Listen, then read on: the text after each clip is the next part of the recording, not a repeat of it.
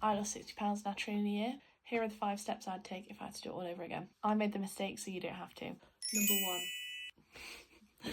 I would go on tdee.net and figure out my maintenance calories.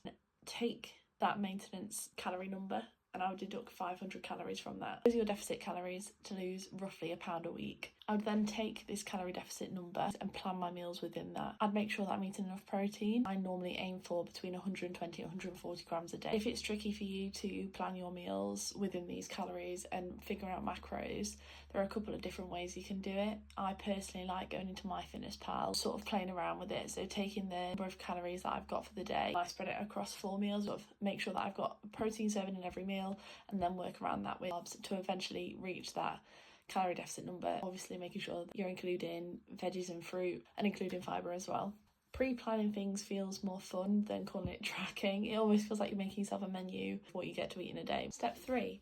I would then review my schedule for the week. Depending on my obligations, so obviously like I said I work from home, but I know roughly when my meetings will be. I can schedule my meals throughout the day around things that are going to go on in my week. I only try and eat my meals at the same time every day. That just sort of takes away, again, the guesswork. It's cut out a lot of snacking in my opinion, because if you know that you've got a meal in an hour's time, you're less likely to go and eat a bag of crisps when you think, well, I'm not that hungry, I can wait till my next meal. It also helps regulate your hunger cues as well, because your body knows when to expect food. That for me took away a huge amount of food noise, that and sort of the menu that I mentioned, because again the guesswork's gone and you aren't relying on willpower, you're relying on a plan that you set out when your willpower is the highest at the start of the day. I'd also be honest with myself about how much movement I can realistically fit in my week. Like I've mentioned already, I do work from home, so I'm really privileged in that respect that I have a lot of time.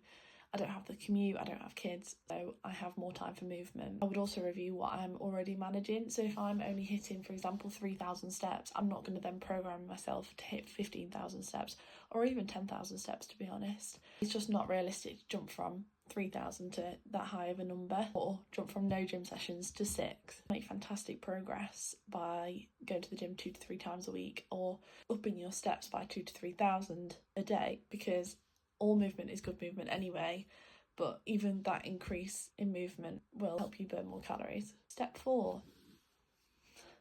I would then plan my workouts with that knowledge of what I can realistically fit in and what I can realistically increase my output to. Let me know if you want a video on how I set up my gym plan and programmed my workouts, because it's something I really enjoy figuring out. I find it really interesting. The training is really important for muscle growth and longevity as well, especially when you're losing weight, because you can sort of lose a bit of muscle mass if you don't maintain your strength